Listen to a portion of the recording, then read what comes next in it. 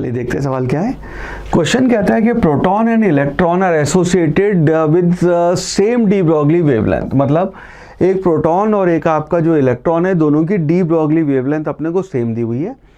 Ratio of their kinetic energy is, और हमें kinetic energy का रेशो बताना है, और अपने को कहा एच ए ले सकते हैं और आपका एम बी ए ले सकते हैं, और आपका आपका जो मास ऑफ प्रोटॉन है that is 1836 times mass of electron है।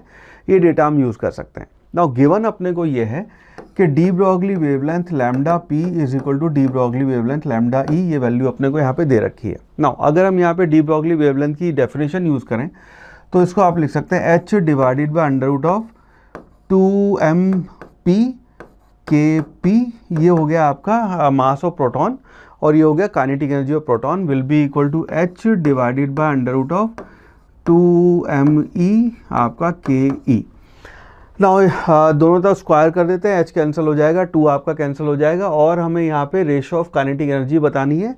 और नोटिस करना, पहले आपको प्रोटॉन दिया है, बाद में इलेक्ट्रॉन दिया है, तो हमें यहाँ पे kp/ke बताना है। तो इसको अगर हम यहाँ पे दोनों तरफ स्क्वायर कर दें तो ये आपका रेशो बन जाएगा 1/2mp, यहाँ 2 तो कैंसिल हो गया, mp multiplied by kp will be equal to, ये आ गया आपका me और ये आ गया ke। नाउ kp को उधर लेके जाएंगे, me को उधर लेके जाएंगे, तो क्योंकि आपका पहला प्रोटॉन है, दूसरा इलेक्ट्रॉन है, और रेशो पूछा है काइनेटिक एनर्जी और एक्सप्लिसिटली नहीं बोला है, तो हम जो फर्स्ट है उसको फर्स्ट और सेकंड है उसको सेकंड ही मानेंगे यहाँ पे। तो kp डिवाइडेड बाय ke जो है, हम kp को उधर ले गए, ke को उधर ले गए, विल बी इक्वल टू, ये आ जाएगा me डिवाइडेड बाय आपका mp।